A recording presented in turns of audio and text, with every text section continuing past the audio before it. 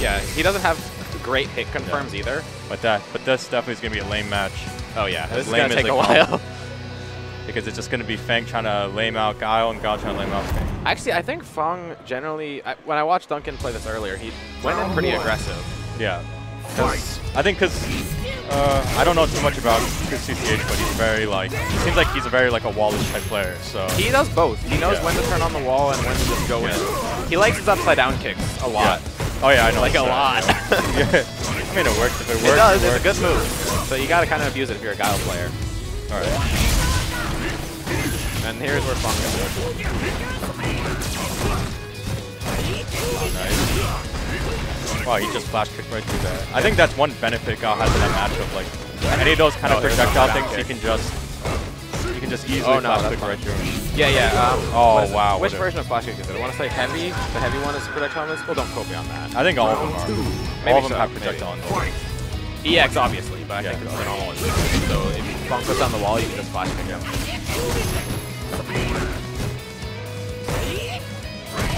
Nice. Yeah, he's not trying to lame out Guile right now. He just wants to go in because I think Guile definitely wins the zoning fight here, but I think Fang wins the pressure.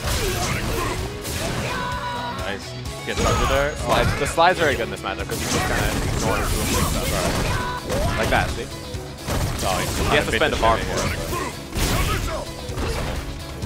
Oh, no. Another upside down kick. Duncan delay tags a lot. And upside down kick blows that up really hard. Yep, definitely. 1-0 ChrisCCH. Yeah, Chris is in complete control. Looks like He Duncan's trying to figure out what to do. He figured it out since the last match, I think. But I definitely, if I was Duncan, like, yeah, I'd be a little fucked because it seems like Chris is flash kicking at like the right moments every single time. It seems random almost. Like it seems random, but it is calculated. It's calculated, yeah. It's not random if it works, right? Oh, sweep through that. I didn't know you could do that. Man, another upside down kick. It's scary too because Guile does have a throw lead. Yeah, which I think is okay. That's just it's interesting. I'm not gonna say it. I mean, there's a lot of interesting mechanics in this game, or a lot of interesting tools like. Yeah, it makes them really scary because you know you can't just take the throw and be okay. I mean, I don't know, I'm probably giving Capcom a little bit too much credit, but I think the idea was, okay, we'll give him that throw loop, and like, so people have to act, so at least upside down kick might hit. It is -2 on block, so like, but still, I think it's a little upside down kick is kind of dumb, yeah. Personally. Well, it's dumb because it just leads to so much damage. Not as much as it used to. Still a lot. Yeah. Oh man. It definitely is really scary with the throw loops. You know, like say Cammy, because Cammy is really good at shimmying, right? But if you just take the throw against Cammy, it's fine. Yeah. She doesn't get a setup off it. She gets like a little bit of a mix-up, but nothing serious. Guile though. Oh no. Yeah, catch Chris especially is known to just like he'll back throw you 5 times in a row and then upside down kick you. Yeah. The one time you delay tech. Good. He knows the mix-up. He's definitely in control of that. Yeah. It works every time. I can't even count how many times I've personally been hit by it. Yeah, I think this is just like a battle of damage. I think Fang, all these straight hits not getting up damage. Whereas Guile just... God, wow. Wow. Nice slide. Right through it, you can't punish though, the booms do not have enough recovery. Yep. Oh, here we go. Yeah. Oh, no, he's up though, yeah. That was supposed to be standing here. No, it's low. Empty jump low is so good. Yeah, it's too much. You gotta deal with the boom, you gotta deal with the down kick. Duncan's not getting an opportunity to set up any kind of like, his shimmies aren't working because he hasn't got enough knockdowns to establish Guile's a zoner, he's a straight up Vortex character in this game. But Round 1. No, I mean, Duncan's got to just try to find a way to get those knockdowns because right now, like, his offense is looking really weak against Guile. But I mean, like it's difficult. Like, he has to be doing more real stuff because wake up flash kick is not legit. Yeah. It isn't fully invincible. But the thing is, it does have like 4 French trucks, so yeah, you got times with media. Everything has to be real. Oh no! Who forgot to turn off their? Who forgot to turn off their pad?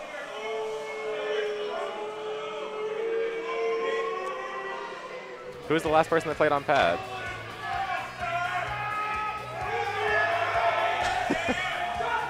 Crowd is not happy. What? Crowd is not happy. Who technically paused? Duncan? Or it was a Bluetooth controller. Yeah, no, but who tech? I believe ChrisCCH is player 2 side, so he paused. But whatever, just devices, yeah.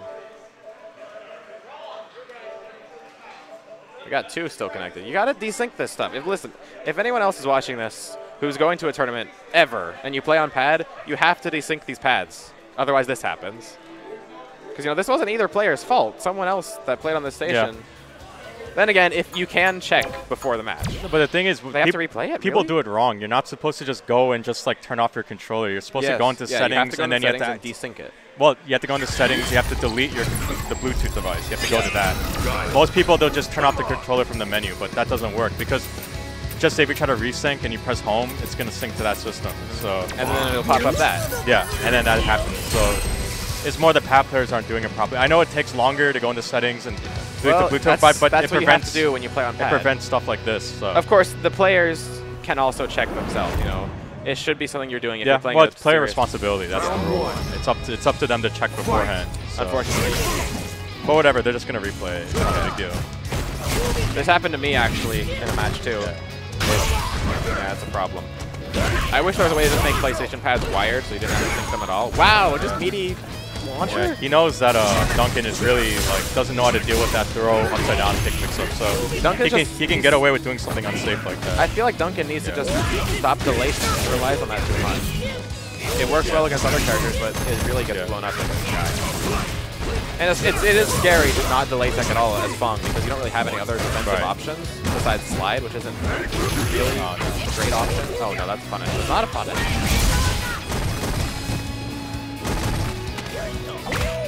Alright. Players maybe a little flustered after that. Oh, just match super.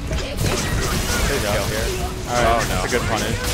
Okay, yeah, the slide got caught. I know there's a stronger punish you can get, but it is definitely... It takes some labbing. You really gotta know. Well, you just gotta let it go and then just jump at him. But you gotta time your jump so you don't land on it. Perfect. Yeah. I can't do it, that's for sure. It's not super perfect, but it's definitely something you're not gonna do on your first time playing.